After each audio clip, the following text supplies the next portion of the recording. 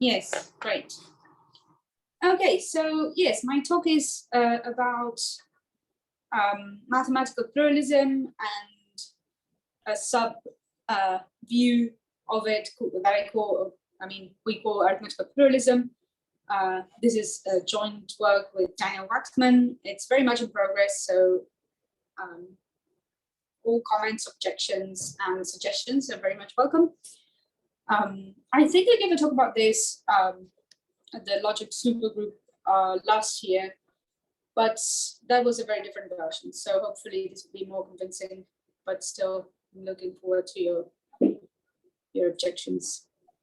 All right, so so we're gonna we focus on arithmetical pluralism, but the most famous view is mathematical pluralism, which is basically the idea that every consistent mathematical theory is true in its way, right, in its own language, about maybe whatever objects it is about, if we believe it's about some objects, and therefore is as legitimate as any other from a theoretical standpoint. And the arithmetical version of this is consists of simply replacing mathematical with arithmetical, right? So the idea is every consistent arithmetical theory is true in its own language and therefore equally legitimate from a theoretical standpoint at least. So this view is interesting because it's not, if not entailed, supported, or at least mathematical pluralism is, if not entailed, supported by kind of attractive views in the philosophy of mathematics, like platitudinous Platonism or mathematical conventionalism. So the Balaga view is that all the mathematical objects that can possibly exist, that could possibly exist, actually do exist, and so basically any theory that's consistent could be seen as being about some particular objects in the mathematical realm and therefore true about them. And mathematical conventionalism is the idea that mathematical truth is truth by linguistic convention. In this case, I am interested in how mathematical conventionalism supports arithmetical pluralism. It doesn't entail it, but for instance, Warren here, the paper I'm quoting there, Warren, in defending mathematical conventionalism, endorses a form, or just basically what I'm calling here arithmetical pluralism. And this talk is about that particular view. So the first thing I'm going to do is present a famous objection to arithmetical pluralism, which here we call the puzzle of arithmetization. This objection was addressed by Warren in this paper, and I'm very much convinced that his response is correct. However, what we present here is a more sophisticated version of the puzzle of arithmetization that unfortunately cannot be given the same answer. And I'm going to argue here that in this talk that that puzzle is insurmountable. It's basically arithmetical pluralism is doomed. So let me first tell you a little bit about this puzzle of arithmetization. It was, I think, originally presented by Putnam, but picked up by Perlner later, and maybe others. I don't remember exactly where else I've seen it, but it's roughly the following. So I'm not going to read the citations because the quotes, because I don't have a lot of time. The idea is arithmetical pluralism relies on syntactic facts. It basically says that all consistent theories, that if an arithmetical theory is consistent, then it is true in its own language. And so it relies on a notion of consistency that applies to all the theories that are there for consideration, or in this case, all the arithmetical theories. And so, whereas one can choose basically the arithmetical theory and always end up with a legitimate, with a true theory of arithmetic, the syntax, the syntactic facts, consistency facts underlie all of those theories are not a matter of choice, right? But as you know, Gödel's arithmetization technique has told us that one can express the syntactic facts about, in particular, arithmetical theory, any theory that's presently syntactizable in general, by arithmetical claims. So how is it possible that syntax is a matter of fact, whereas arithmetic is a matter of choice? That is basically the question. So here, for instance, Picollo in the last sentence of the citation says, one cannot on pain of inconsistency say that there is a question of truth and falsehood with regard to the former, but not to the latter.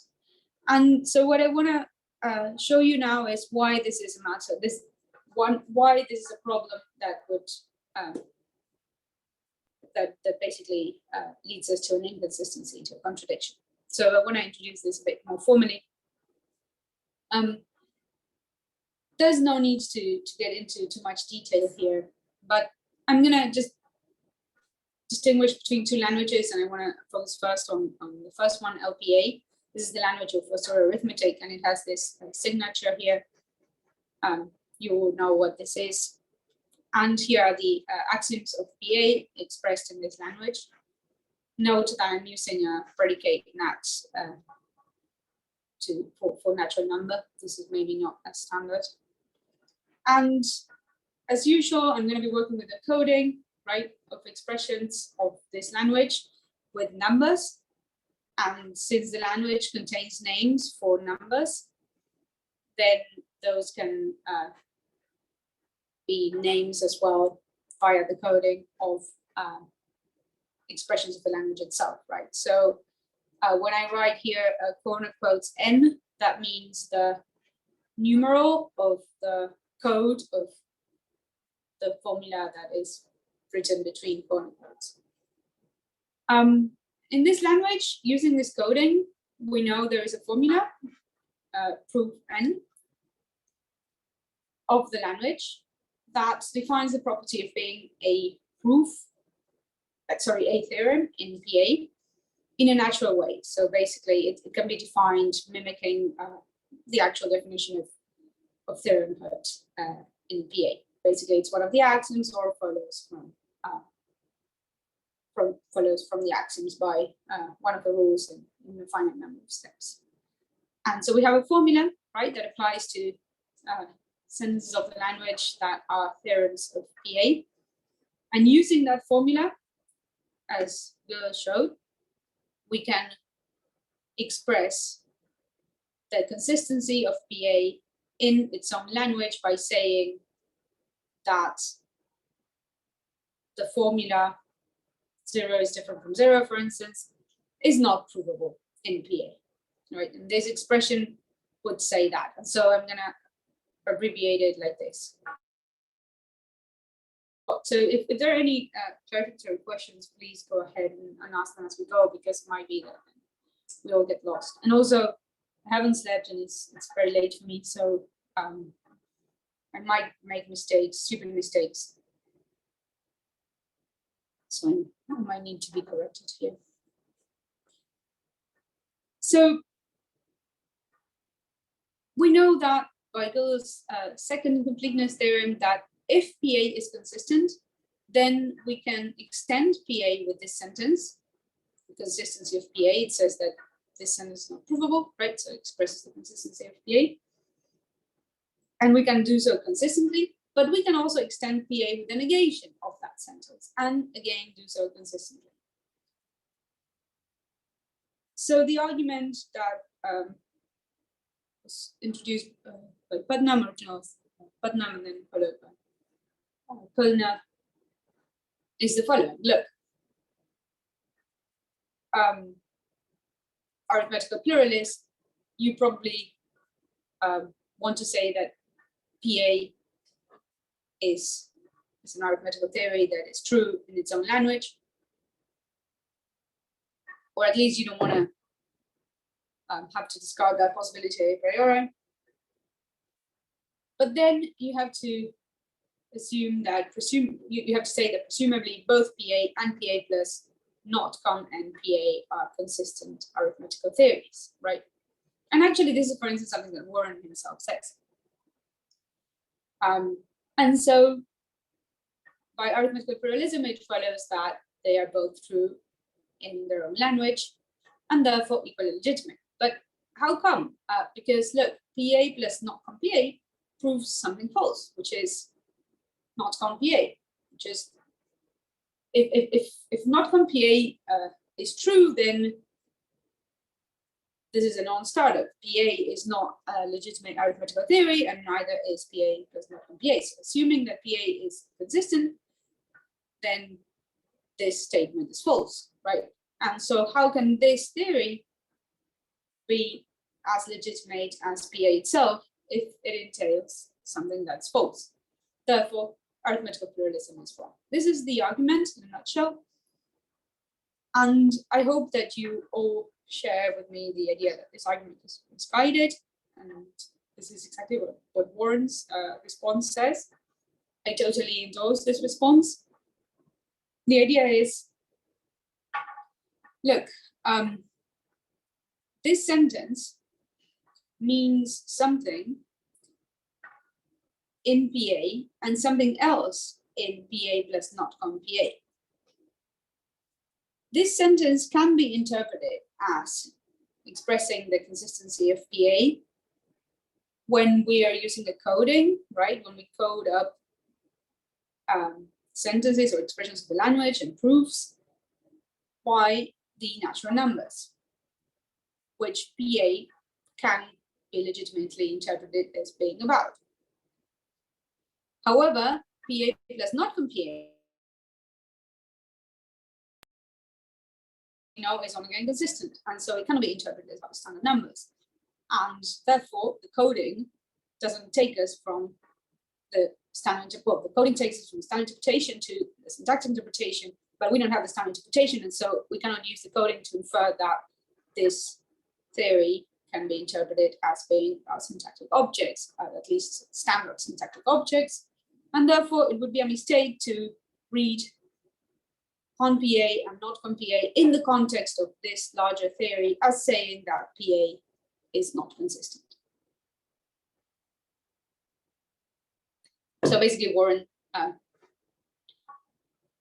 says the following: when we're talking about omega inconsistent theories of arithmetic, it isn't that the theory proves claims that are false in the language, rather that it proves claims that don't express or mean what the relevant syntactic facts that one thinks that they mean. So this is Warren's defense, and I think it's right. But there is a more sophisticated form of the original objection that is not susceptible to this response. So what we show, what we argue in this paper is for these two theses that together entail that arithmetical pluralism is untenable. The first thesis is that the arithmetical pluralist cannot regard PA plus not con PA as a consistent arithmetical theory. So it tries to prove the same point as Putnam's objection. And the second thesis is a bit more general, and it says that arithmetical pluralism is incompatible with there being two consistent arithmetical theories expressed in the same language, such that one entails a sentence in that language and the other one entails its negation. So if thesis 2 is correct, and we think it is, arithmetical pluralism, of course, is not, arithmetical pluralism is fine because it says, because these are arithmetical theories, it can deny that these theories are arithmetical, as we'll see.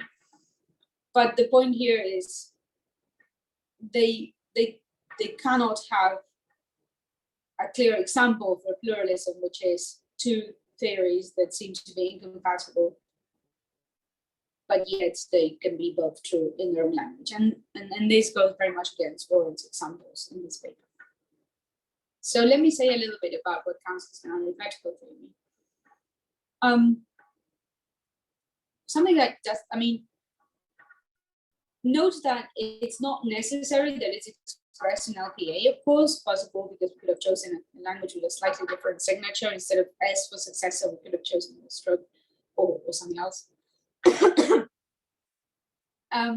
And of course, we can also express our arithmetical theories in English, as mathematicians have been doing for a while before formal languages came along. But also, it's not sufficient that they are expressed in this language, LPA, either. And the reason is, basically, we can use this language to talk about other things, right? We can think that 0, for instance, is the empty set, the symbol for the empty set. We can give another reading to the symbols.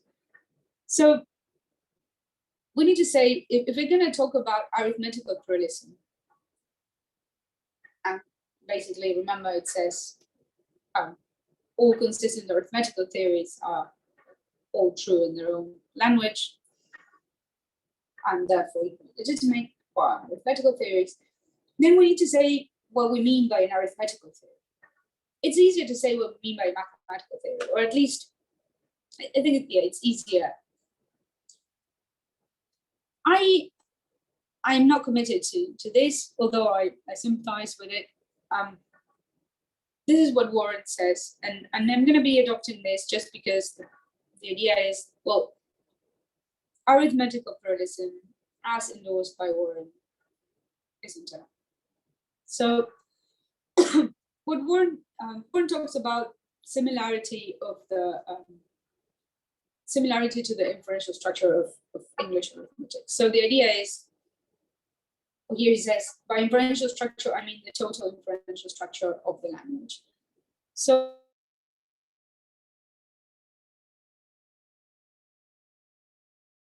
symbols in a certain way, and those symbols satisfy certain principles and certain rules. And as long as there is a common core that is substantial, then we can call the theory arithmetical. And the common core, according to Warren, is first order Peano arithmetic, namely PA. He says here, I've been assuming that a formal system of rules function identical to first order Peano arithmetic captures the inferential structure of arithmetical expressions in our language. So basically, let's say the theories will have to extend for PA. But it's very important for me, the last sentence of this quote, which is, of course, the actual inferential uses of arithmetic in natural language like English go beyond this to include rules for applied arithmetic as well. So for me, these rules of applied arithmetic are what matters here, what makes the difference. How do we apply arithmetic usually? One thing we do is we allow instances of induction expressed in an extended language. We don't restrict induction to the language of arithmetic itself. We allow formulas to be instances of induction that they're not necessarily exclusively about the natural numbers or about arithmetical objects. So when we count things, what we have in what we're doing sometimes is applying the induction schema to expressions that are about other things, not just numbers. So I'm going to be working with this sufficient condition for arithmetical theories. Any recursively axiomatizable extension of PA formulated in LPA, or of course in a language that is basically isomorphic, is an arithmetical theory only if only if it coheres with our arithmetical practice, and this includes treating induction as open-ended. Okay, so roughly an arithmetical theory is one that includes PA and induction is understood in an open-ended manner. Am I doing all right? Is more or less clear what I'm saying? Yes. All good? Okay. Okay, now bear with me a little bit now because I might be a bit tired and maybe I mix everything up. So the first now I'll turn to the arguments for the thesis at the beginning of the section, which are the main thesis of the talk. But first, I need a little bit of preliminaries. So the first thing I want to say is that I'm going to have a language, LST, which is the language of the syntax theory that the arithmetical pluralist has to rely on. Of course, I chose a particular example here, but any language that allows us to talk about syntactic objects and define a notion of consistency and proof and so on, and PA and extensions would do. I chose this signature for simplicity, but again, yeah, it could have been a different signature. And the theory, ST, is syntax theory. It's formulated in this language, in LST, and it's a syntax theory for LPA. It could be extended to include other languages, but we just need this. And it has the same axioms as PA, but in this expressed in its new signature. This is standard. This is the standard syntax theory in the literature. Of course, maybe there are more natural automatizations, but it turns out to be equivalent in the end. So I thought I would make it simple this way.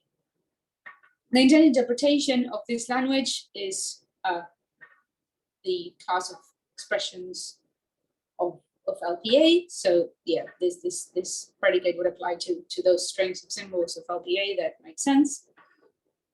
And if epsilon is a finite string of symbols of LPA, we write these corner quotes for the name of the standard, the canonical name of that expression in this language. Note that when this is a numeral belonging to the signature of LPA, then there was an N there next to the corner quotes. Now there is no N. That means that this is a name in the language of syntax. As I said, bear with me. I won't get too much into the formal details. Now, note that for each recursively axiomatizable theory T formulated in LPA, being a theorem of T is a property that is definable in this language, LST. This is exactly what we want. We want this theory to help us define probability and consistency. And what we're going to use, for these, we're going to use this notation here, proof Tx, for a formula that defines theoremhood in T in a natural way, as I said before. And note that here there's no N, and that means this is a formula expressing probability directly without a coding, because it's directly expressed in the language of syntax, and therefore there is no N there. The ones with an N belong to the language of arithmetic.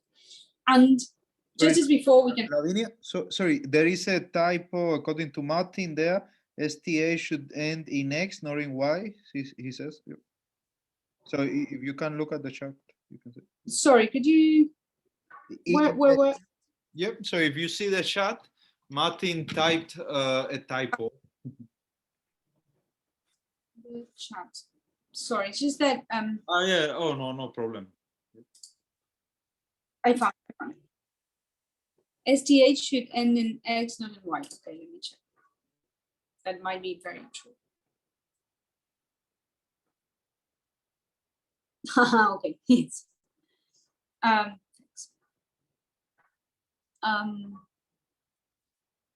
Yes, that is true. Thank you very much. I'll correct it.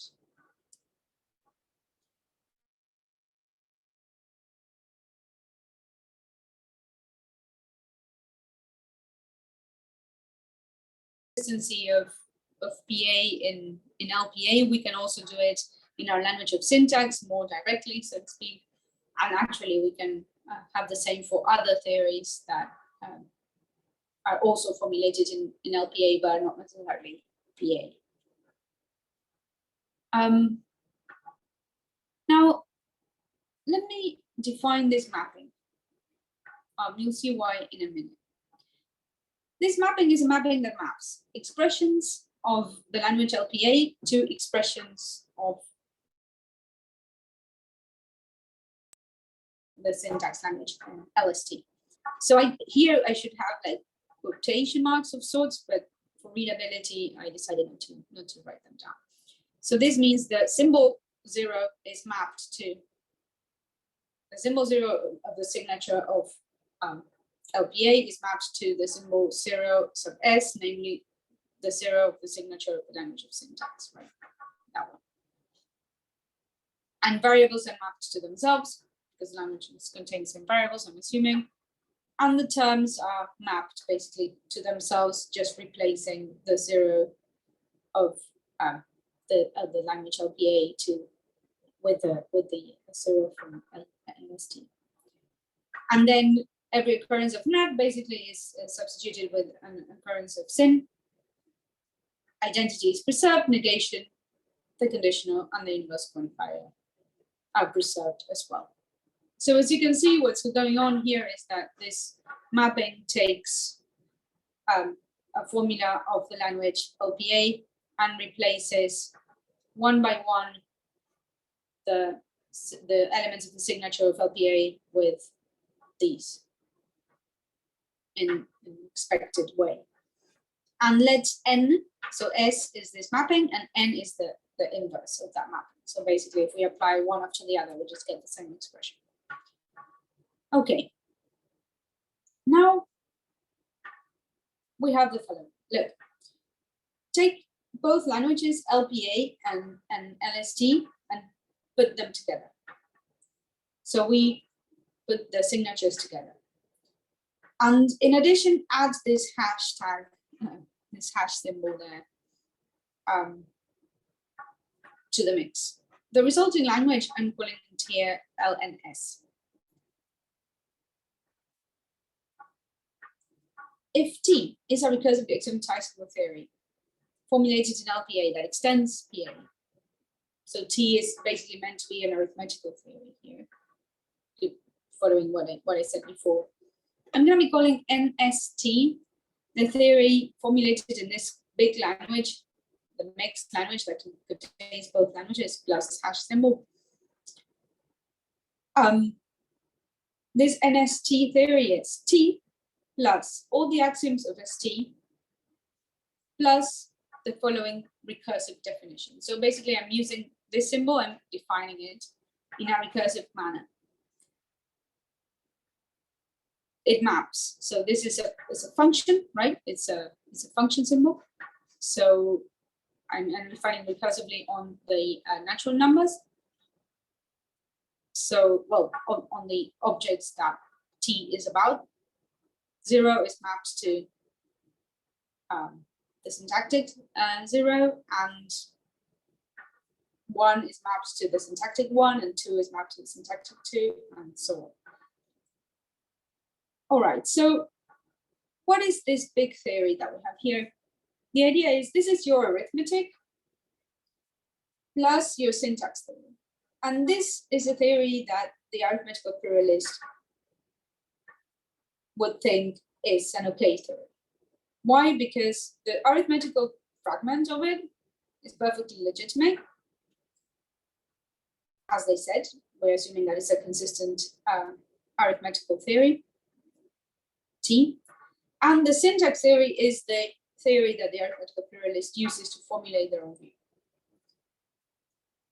And putting them together could be problematic if we had unrelativized axioms. But as you might remember, all the axioms of both theories are relativized to their own predicates. So combining them shouldn't be a problem for them.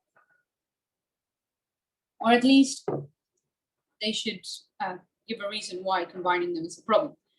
Note also that combining them is what allows them to apply one theory to the other. To apply the syntax theory to the number theory, for instance, to say things, syntactic things about it, And the arithmetical theory should be applicable to many things because it's a legitimate arithmetic, and therefore it should be useful to count things. Otherwise, it wouldn't follow the inferential structure of arithmetic in English, right? This is the main thing. So if we have something that we call arithmetic, we kind of use it for counting, that doesn't resemble at all what we do with arithmetic in English. And in addition to the combination of these two theories, this NST theory contains this definition, which is just a definition, and is a recursive definition. So it's hard to object to a well-defined symbol. Okay, so a few observations that would allow us to prove the two theses at the beginning. The first observation is that this hash thing defines a bijective function that maps numbers according to the theory T to syntactic objects. And that's quite easy to see. I will not go through that at all. The second observation is that in NST, we can show that whatever expression that holds of some natural numbers, its mapping in S, where we replace all the bits of signature of LPA with bits of signature of LST, holds of the images of those natural numbers according to the hash function. And from this, it follows that if the theory T proves something, T is formulated in LPA, if it proves some claim, some arithmetical claim, T arithmetical claim, then the larger theory, NST, will prove the syntactic version of it. And of course, phi as well, will prove phi and phi S. And similarly, every time ST proves syntactic fact, then NST, the larger theory, we add T to that, proves its numerical version. The same expression, except we replace the bits of signature from LST with bits of signature from LPA. So basically, if you started with some legitimate T arithmetical truth, now you prove the syntactic version of that, meaning this kind of like image of S via, sorry, this image of S of the original expression. And if you had a syntactic theorem of your syntax theory, now you prove the T arithmetical version in NST. Okay. Finally, observation 5 says one can prove in ST that if T is consistent, then PA is consistent, right? Because T extends PA. This is a simple thing. So the arithmetical pluralist knows that if T is consistent, then PA is consistent. Am I saying it right? I think maybe I wanted to say, yeah, no, that's correct. Okay.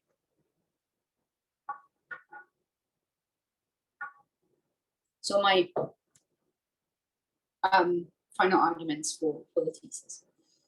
Now, assume this theory T we've been talking about is something that the arithmetical pluralist regards as an arithmetical theory, and in particular as a consistent arithmetical theory. Then they're committed to the truth of T in its own language, with induction extended to all formulae of NS. And others, but in particular NS, right? Induction is extensible, and one might think, well, induction is extensible, but maybe not to vague terms, maybe not in every context. I agree, but LNS is a language that contains no vague predicates. There is no reason why, or at least not that we could see, why the arithmetical pluralist could block this bit. Now, in addition, note that ST is the theory of syntax of the arithmetical pluralist. And the hash function is simply a definition following very well the primitive recursion schema. So it's hard to object to that one as well.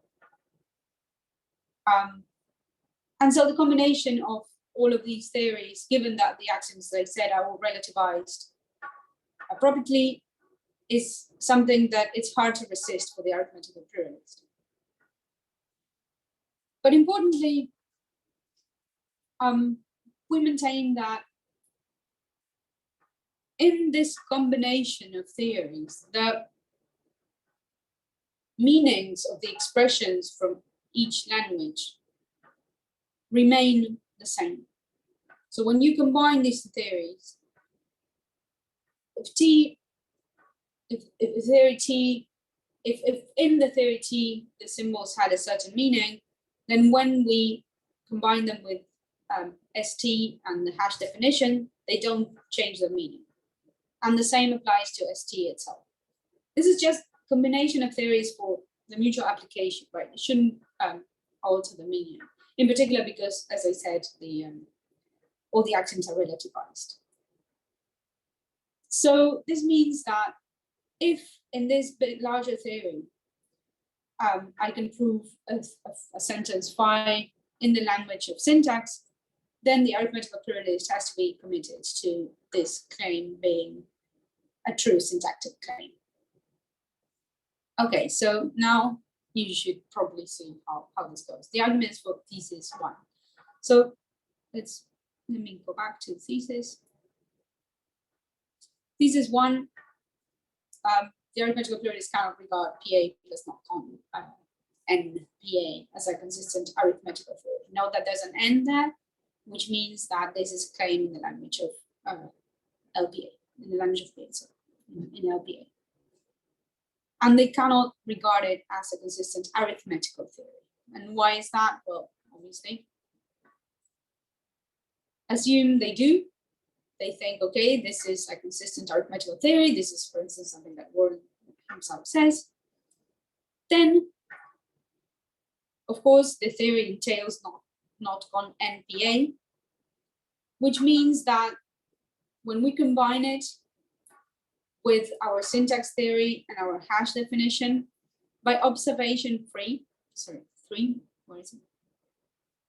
by observation 3, because a theory proves not con NPA, NST, the result of extending this theory with the syntax axioms and the hash function, proves the syntactic version of it, which is precisely not con PA. So the sentence expressed in the language of syntax, not in the language of PA, that says that PA is not consistent. But therefore, they have to be committed to that being a true syntactic claim, as I said here, which means that they're committed to the inconsistency of PA itself. But that's absurd because they're assuming that this theory, which extends PA, is consistent, and that if that one is consistent, then PA must be consistent. So they this is an inconsistency, right? They cannot regard this one as a consistent arithmetical theory. But of course, this generalizes quite a bit. If there are two theories, T1 and T2, expressed in an LPA, extending PA, such that there is at least one sentence such that the first theory proves that sentence and the second theory proves the negation of that sentence, the arithmetical pluralists cannot regard both T1 and T2 as consistent arithmetical theories. And this follows again by observation 3. What we'll have is that when we combine T1 with our syntax theory, we get the syntactic version of phi, and we need to take that at face value as a true syntactic claim. And when we combine T2 with our syntax theory, then we obtain the negation of phi expressed in a syntactic language. And again, we need to take it as face value as a true syntactic claim, but that's not possible. So as you can see, this is in essence Putnam's and Kerner's argument. The point is, look,